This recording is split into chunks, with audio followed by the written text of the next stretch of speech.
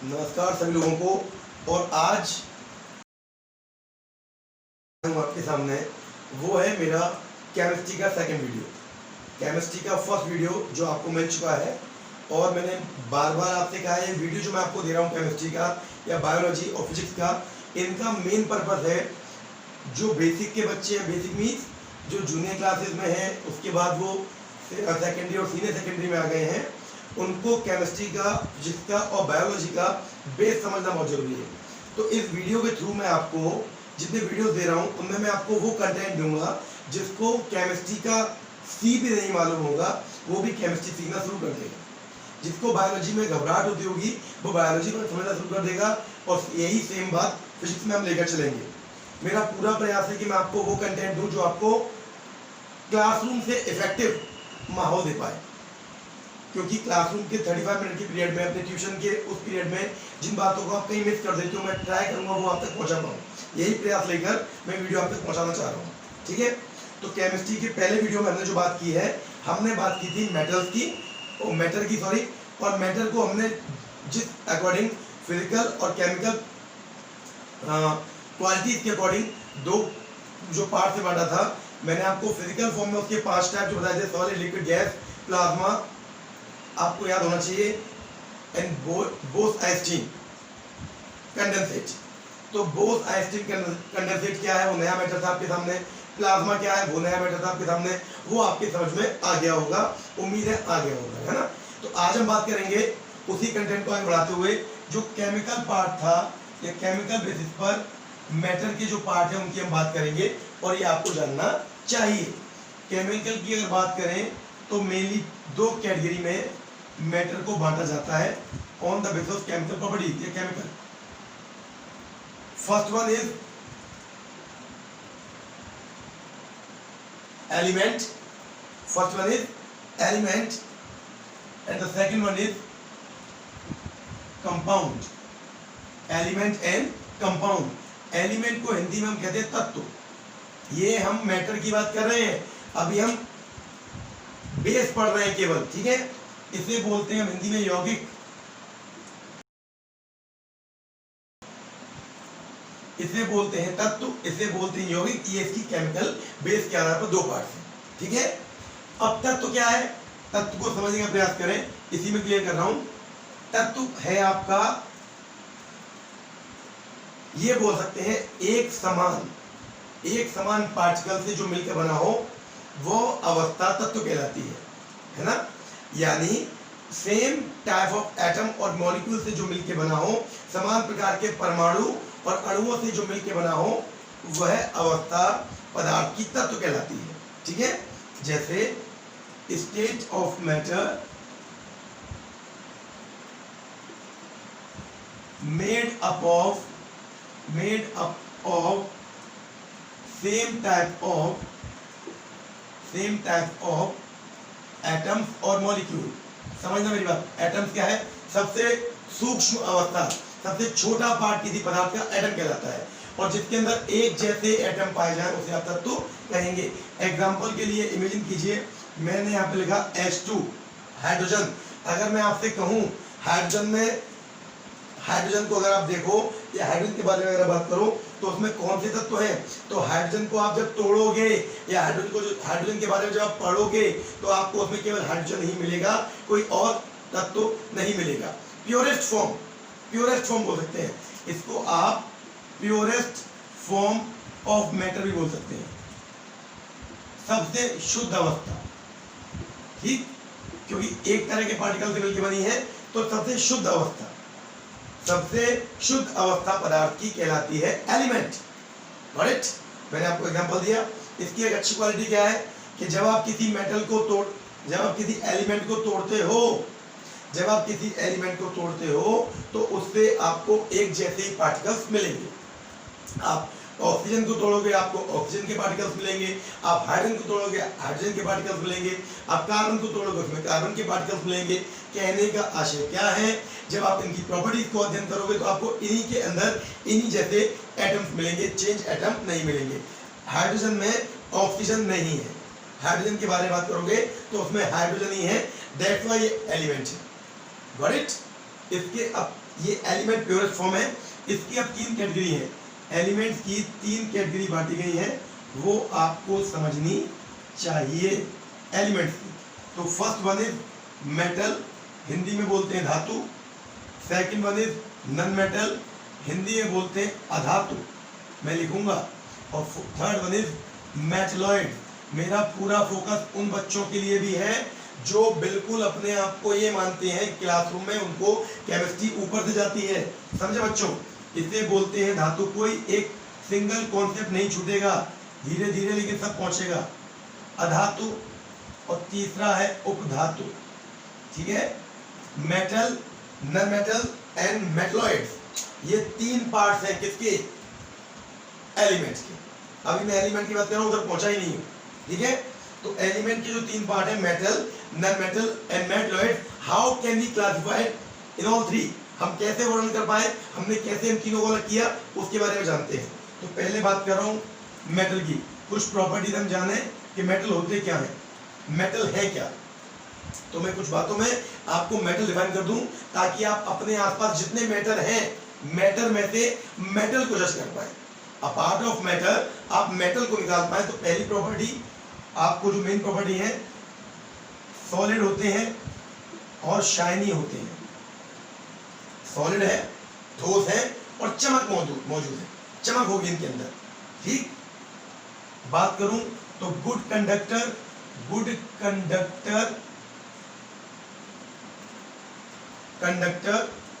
Of electricity and heat, यानी अगर कोई मेटल है तो उसके अंदर करंट और ऊष्मा, गर्मी दोनों बहेंगी। ऐसे जितने भी आर्टिकल जिनको टच करने से आपको करंट मारा हो, आप किसी लोहे की एंगल को लेकर तार पर टच करो, करना नहीं है।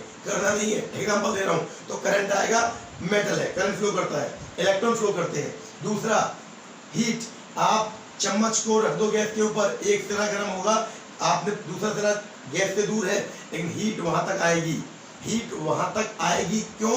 Because of good conductor of electricity. यहाँ से वहां हीट ट्रांसफर हो रही है, यहाँ से वहां ऊर्जा ट्रांसफर हो रही है और यहाँ से वहां करंट ट्रांसफर हो रहा है। यही एक प्रॉपर्टी है मेटल को जस्टिफाई या पहचानने की।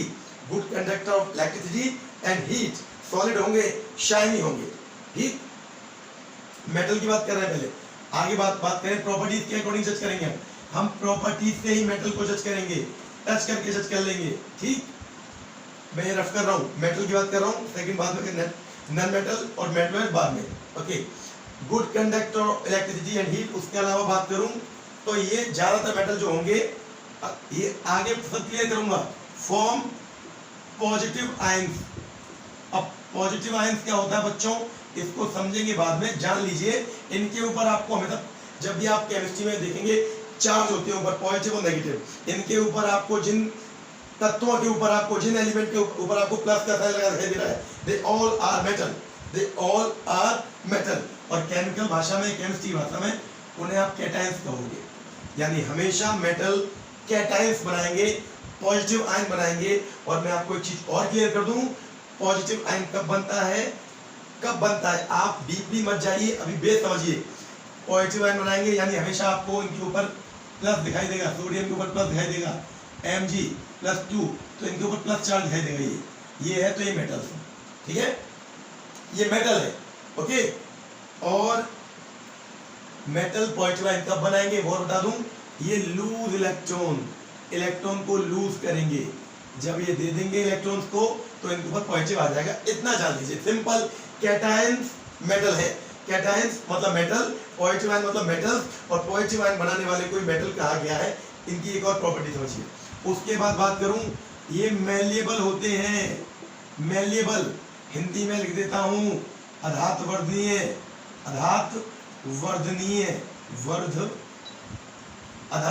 अगर मैं आपसे बात करूं, अधातवर्धनीय का मतलब होता है, मैं आपको समझा दूं, अधातवर्धनीय ये होते हैं मेलिएबल। मीन आप जब इन्हें पीटोगे तो पीटकर इनको आप शीट्स में या चादरों में कन्वर्ट कर सकते हो। They all flattened into sheets, flattened into sheets, चादर बन जाती है इनकी, चादर बन सकती है by hammer them, by hammering, आप इनको हैमर के थ्रू पीट कर चादर में कन्वर्ट कर सकते हो by hammering। ठीक है, ये इनकी एक और प्रॉपर्टी है। ये मेलेबल का मतलब होता है, मैं हिंदी में लिख दूं, पीटने पर चादर बन जाती है। चादर बोले तो बिछ जाती है, फैलने लगती है, चादर बनने लगती है या बन जाती है, चपटी हो जाती है। ये इनकी प्रॉपर्टी है मेटल्स की, समझे मेरी बात? Got it? एक लास्ट प्रॉपर्टी ये भी आपको जाननी चाहिए, ये डक्टाइल होती है। डक्टाइल बोले तो तन्य, हिंदी में लिख रहा हूं, तन्यता, डक्टिलिटी, यानी इनमें से तार खींचे जा सकते हैं। जितने भी तार खींचने वाले एलिमेंट हैं वो सब मेटल है मेरे बच्चों। और तार खींचने का मतलब क्या है मैं आपको बता दूं, जब आप पीटोगे तो चादर बन जाएंगी, जब आप ज्यादा बारीकी से पीटोगे तो पतले पतले धागे जैसे तार खींचना शुरू हो जाएंगे। ये सब मेटल की मोस्ट इंपॉर्टेंट प्रॉपर्टीज मानी जाती हैं। उम्मीद करता हूँ मेटल समझ में आ गया। Solid and shiny, good conductor होते हैं हीट और इलेक्ट्रिसिटी के। इनके अंदर पॉजिटिव आयन बनता है, यानी इलेक्ट्रॉन देते हैं, पॉजिटिव आयन बनाते हैं। बाद में इसके बारे में डीप में बात आगे करेंगे। मेलेबल है, यानी इनकी शीट बन जाती है पीट कर। डक्टाइल है, इनमें तार खिंच जाते हैं। ये एक सिंपल कॉन्सेप्ट है। इसमें एक चीज मैं आपको क्लियर कर दूं, जैसा मैंने बोला ऑल मेटल्स आर सॉलिड ना, सॉलिड, एक हल्का सा इसमें एक्सेप्शन है जिसे आप अपवाद बोल सकते हो। अपवाद बोले तो बच्चों, अपवाद बोले तो मैं आपको एग्जांपल दूं, ये कहा जाता है कि सारे लीडर्स करप्ट होते हैं, सारे लीडर्स नेता करप्ट होते हैं, लेकिन उनमें एक कुछ अच्छे लीडर्स आ गए। एक प्रॉपर्टी जो है ना लीडर्स की बोलती करप्ट होते हैं, उनमें अच्छी प्रॉपर्टी बता दी कि वो अच्छे हैं, तो वो अपवाद होगा। जो सब में मान्य होता हो कुछ पर मान्य ना होता हो, सेम थिंग यहाँ पे होगी। सॉलिड होती है सारी मेटल्स। एक अपवाद है जिसे हम बोलते हैं मरकरी। आप अगर रूम टेम्परेचर पर कमरे में अगर लोहे को रखो, लोहा सॉलिड है, सोने को रखो, सोना सॉलिड है, चांदी को रखो, चांदी सॉलिड है, लेकिन मरकरी ये आपका लिक्विड फॉर्म में पाया जाएगा, ये आपका लिक्विड फॉर्म में पाया जाएगा। इसका सिंबल होता है Hg। जानकारी दे रहा हूँ क्यों Hg, क्यों जानना चाहिए? जानना इसलिए चाहिए, सारी प्रॉपर्टी मेटल वाली है। सारी प्रॉपर्टी बोले तो सारी प्रॉपर्टी करंट फ्लो करेगा, ऊष्मा फ्लो करेगी, पॉजिटिव आयन देगा, लेकिन लिक्विड होगा, सॉलिड नहीं होगा। बहुत इंपॉर्टेंट बात है, आपको जाननी चाहिए थी, इसलिए मैंने आपको बताया। तो मेटल समझ में आ गया। ये एलिमेंट का पहला पार्ट। एलिमेंट का पहला पार्ट मेटल क्या होता है, अपने चारों ओर देख के पहचान लगा लेना, और पहचान लगा सकते हो मेटल क्या होते हैं। अब आते हैं दूसरे एलिमेंट के पार्ट पर, जिसे हमने क्या बोला बच्चों, जिसे हमने बोला नॉन मेटल। हिंदी में क्या बोला? हिंदी में बोला अधातु। अधातु का सबसे मेन पार्ट तो एक जान लो, इनमें मेटल वाली कोई प्रॉपर्टी नहीं होगी, कोई भी प्रॉपर्टी मेटल वाली नहीं होगी। डक्टाइल नहीं होंगे, मेलेबल नहीं होंगे, करंट फ्लो नहीं होगा, हीट फ्लो नहीं होगी। समझ रहे ना? हीट फ्लो नहीं होगी, पॉजिटिव आयन नहीं बनाएंगे। तो अब है क्या वो समझे।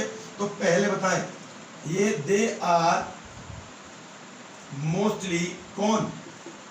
Non metal gases and liquids, यानी नॉन मेटल मोस्टली ज्यादातर गैस होंगे और लिक्विड्स होंगे। ठीक है, पहली बात। अगर कोई नॉन मेटल सॉलिड होगा भी, जैसे सल्फर कार्बन, फास्फोरस, ये सॉलिड होंगे भी, तो दे आर ब्रिटल। ब्रिटल बोले तो बच्चों भंगुर, और भंगुर बोले तो जिसको आप पीटो और वो टूट जाए। यहाँ पीटने पे चादर बन रही थी, यहाँ पीटने पे टूट जाएंगे। They are brittle. मैंने प्रॉपर्टी क्या बताई, जब जैसे हमने सॉलिड की उसकी बात की, मेटल्स की, तो मेटल्स हमारे क्या थे? मेटल्स हमारे सॉलिड थे, जो बताया मैंने आपको, एक मरकरी को छोड़कर। बाकी नॉन मेटल्स लिक्विड भी होते हैं, गैसेस भी होती हैं। ऑक्सीजन, हाइड्रोजन, ये जितनी गैस है, जितनी भी गैस है, ये सब क्या है? नन मेटल्स है, नन मेटल्स है। और अगर कभी ये सॉलिड होंगे भी तो आप इन्हें पीटोगे ना तो चादर निकलेंगी, बिखर जाएंगी, बिखर जाएगा, भ्रंगुर भ्रंगुर टूट जाता है पूरा, ठीक है। और एक और बात, फॉर्म नेगेटिव आयंस। कैसे आयंस? Negative ions. और जब नेगेटिव आयन बनाएंगे उन्हें आप बोलोगे एनायंस। क्या बोलोगे केमिकल की भाषा, केमिस्ट्री भाषा में? एनायंस। इन्हें क्या बोल रहे हो? कैटायंस। ये क्या बनेंगे? एनायंस। Got it? समझ में आ रहा होगा, आना भी चाहिए। एग्जांपल के लिए ऑक्सीजन पे आप -2 देखोगे, क्लोरीन पे आप -1 देखोगे। एग्जांपल दे रहा हूँ, -2 -1 का मतलब बाद में देखेंगे।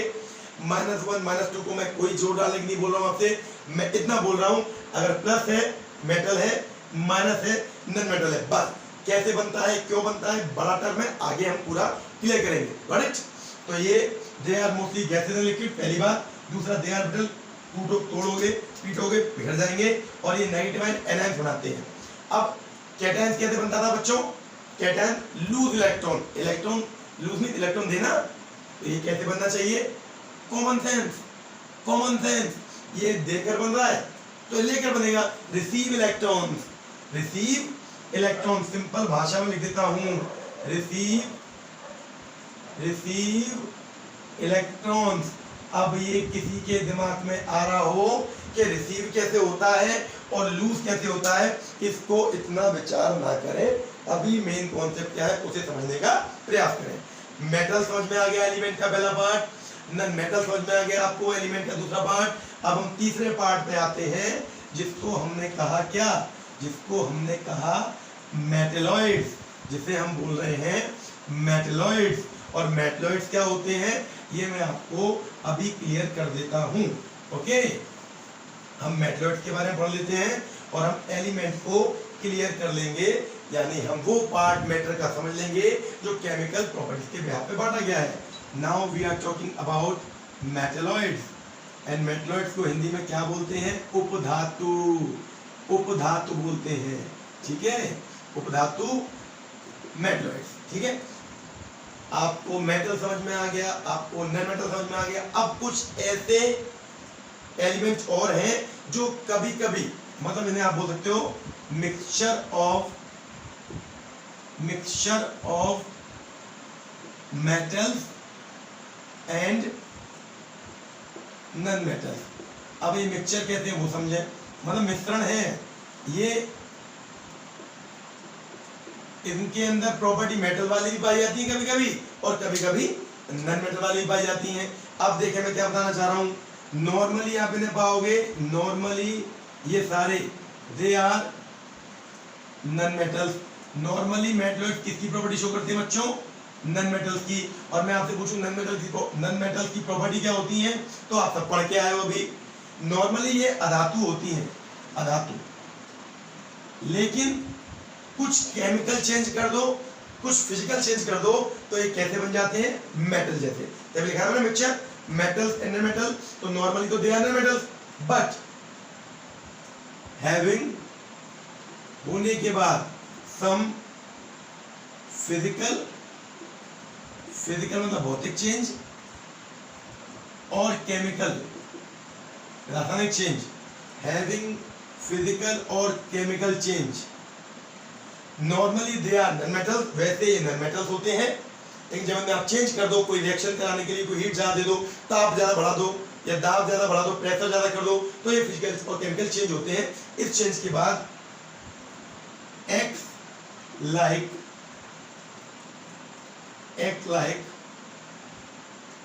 मेटल्स। उम्मीद करता हूं मेरी बात आप तक पहुंच रही होगी कि वैसे क्या है, वैसे मेटलॉइड क्या है? वैसे मेटलॉइड हैं आपके mixture of metals and non metals. Question is occur in my mind कि भैया अगर मेटल नॉन मेटल है तो हम कैसे पहचानेंगे? नॉर्मली नॉन मेटल है, कुछ चेंज कर दोगे केमिकल और फिजिकल चेंज तो मेटल बन जाते हैं। इसलिए दोनों प्रॉपर्टी पाई जाती है। सिलिकॉन और जर्मेनियम ये दो हैं।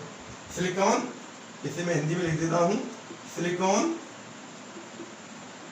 और जर्मेनियम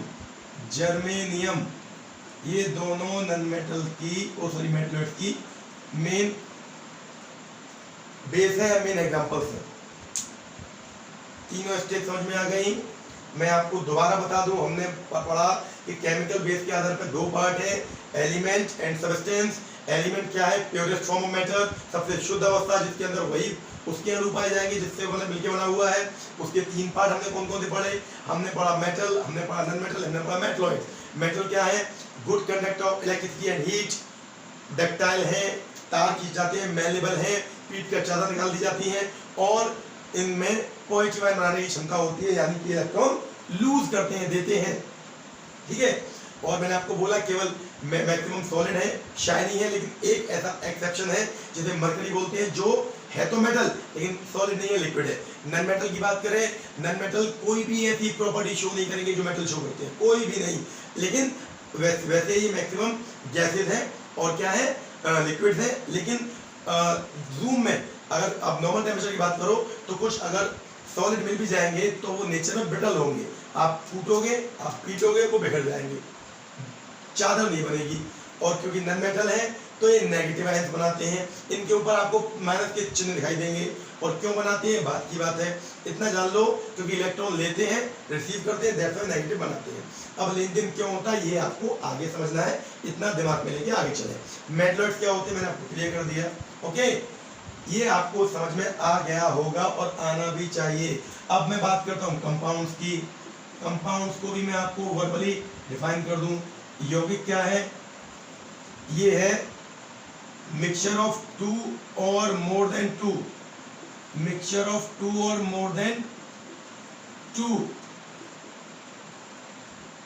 एलिमेंट्स और मॉलिक्यूल, एलिमेंट्स और molecule in a definite ratio. बिल्कुल अच्छी बात, दोबारा समझने का प्रयास करें। जब दो या दो से अधिक तत्व बच्चों मिल जाए आपस में और उनका अनुपात निश्चित हो, मतलब मात्रा निश्चित हो, इतना इतना मिलेगा तभी बन पाएगा, तो वो आपका कंपाउंड बनेगा। एग्जांपल के लिए मान लो मैंने लिखा H2O, क्या लिखा? H2O। अगर H2O की बात करूं तो 2:1, दो एटम किसके? हाइड्रोजन के, और एक एटम किसका? ऑक्सीजन का। और दुनिया में कहीं भी H2O जब बनेगा तो इसी डेफिनेट रेशियो से बनेगा। ये तय हो गया कि H2O की फॉर्मेशन होगी when 2 atoms of hydrogen and 1 atom of oxygen combined each other, H2O बनेगा, कंपाउंड कहलाएगा। मैंने बोला 2 और मोर देन 2, दो से ज्यादा भी हो सकते हैं, अभी हमने 2 लिए हैं। डेफिनेट रेशियो, ये बहुत बड़ा वैल्यूएबल लाइन है। रेशियो डेफिनेट होगा इसका। रेशियो आप चेंज नहीं कर सकते, आप 3:1 नहीं कर सकते, आप 4:1 नहीं कर सकते, आप 2:4 नहीं कर, 2:4 तो वही 2 और 2 निकल जाएगा। आप रेशियो चेंज नहीं कर सकते, आप अमाउंट चेंज नहीं कर सकते, यही कंपाउंड की पहचान है। Got it? डेफिनेट रेशियो मिलेंगे। अब कंपाउंड की इनकी प्रॉपर्टीज के अकॉर्डिंग, जैसे मैंने एलिमेंट के 3 पार्ट दिए आपको, ऐसे ही कंपाउंड के 2 पार्ट हैं, उसे जान लीजिए, तो ये जानना आपको चाहिए। बेस पढ़ रहे हैं तो कुछ छूट ना जाए, कुछ सामने आए तो नया ना लगे। तो फर्स्ट कंपाउंड का पार्ट है, जैसे हम बोलते हैं ऑर्गेनिक कंपाउंड, और सेकंड को हम बोलते हैं इनऑर्गेनिक।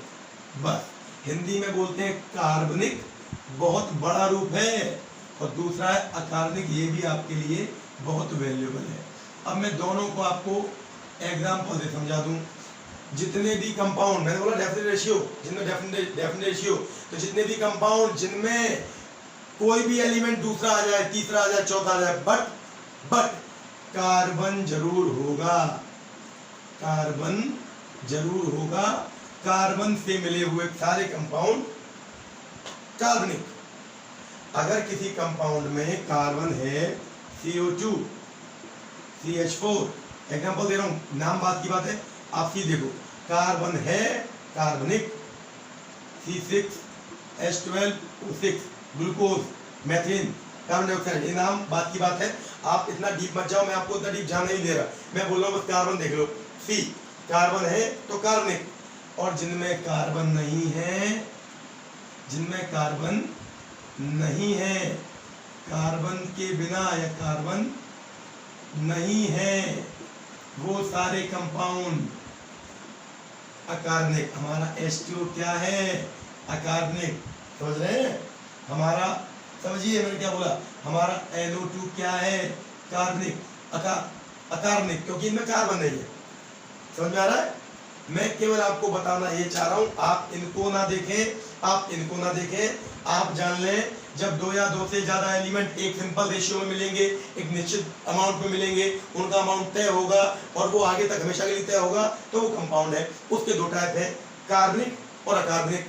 कार्बन जिसके अंदर है, दुनिया में कहीं भी आप कोई कंपाउंड लिखा देखें, 3 एलिमेंट 4 एलिमेंट उसमें जुड़े हैं, लेकिन ये है, ये वो कार्बनिक कहलाएगा। और अगर ये नहीं है, सी नहीं है, बाकी दुनिया भर के सारे एलिमेंट हैं, अकार्बनिक कहलाएगा। Got it? तो समझने वाला बस यही प्रयास है। आप बिल्कुल इतने मत जाइए कि नेगेटिव आयन क्या थे, पॉजिटिव आयन क्या थे, आपको सब कुछ क्लियर होगा। ये मेरा आपसे कमिटमेंट है।